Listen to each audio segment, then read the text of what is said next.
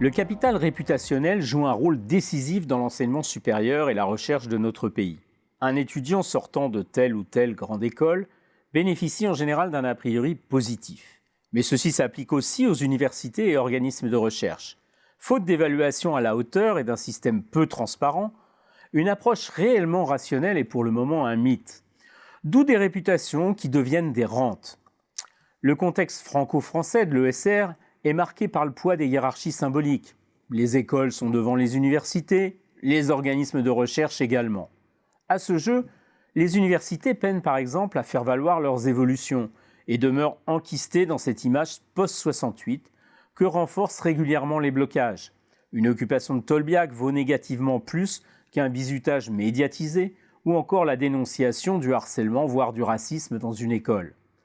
Observons les effets de halo de la bonne réputation des écoles.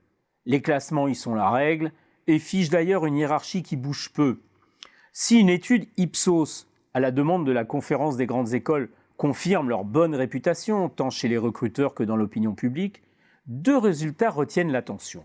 Être diplômé d'une grande école convoque un système de valeurs positif entourant le diplômé.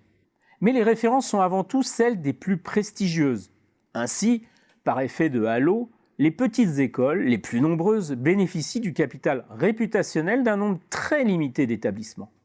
Ensuite, l'idée dominante, mais à double tranchant, est que les grandes écoles permettent de se constituer un réseau professionnel pour sa future carrière. Ce qui peut aussi être interprété comme la supériorité de l'effet réseau sur l'effet académique. Soulignons enfin, comme le relève Ipsos, que les témoignages cités des recruteurs révèlent sans doute leur origine, selon qu'ils sont issus d'une école ou d'une université. Bref, les grilles de lecture doivent être en permanence interrogées par l'origine des décideurs, les représentations dominantes, ou encore par les bénéfices supposés, mais pas forcément prouvés. Et cela est vrai pour les universités entre elles et les organismes de recherche. Officiellement, la hiérarchie de la recherche découle des publications et de leur impact, même si ceci est de plus en plus contesté.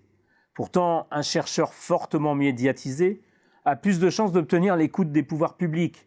Cela est vrai en sciences humaines, mais ce bon sens commun n'épargne personne, même en sciences dures. Cela ne signifie pas que les hiérarchies actuelles soient fausses. Mais les effets réputationnels interdisent leur remise en cause et surtout freinent l'émergence de challengers.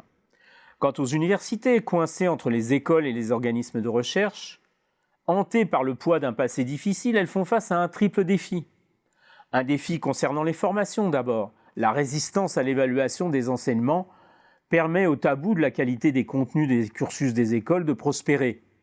Un défi pour la recherche, parce que dans un pays ultra centralisé, les organismes nationaux apparaissent comme les représentants légitimes d'une science qui est pourtant pratiquée dans les universités.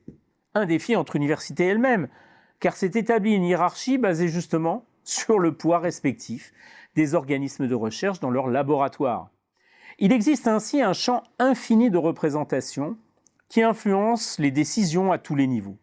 Cela concerne les responsables du ou des ministères, les responsables d'établissements, les syndicalistes, les responsables de terrain, bref, toutes celles et tous ceux qui sont amenés à prendre ou peser sur les choix. Ce qui implique de mentionner les médias et les journalistes, qui peuvent faire ou défaire une réputation. Notre système est en réalité peu transparent, mal évalué, et vit sur des hiérarchies du passé rarement remises en cause. Le futur bachelor pourrait être une épreuve de vérité.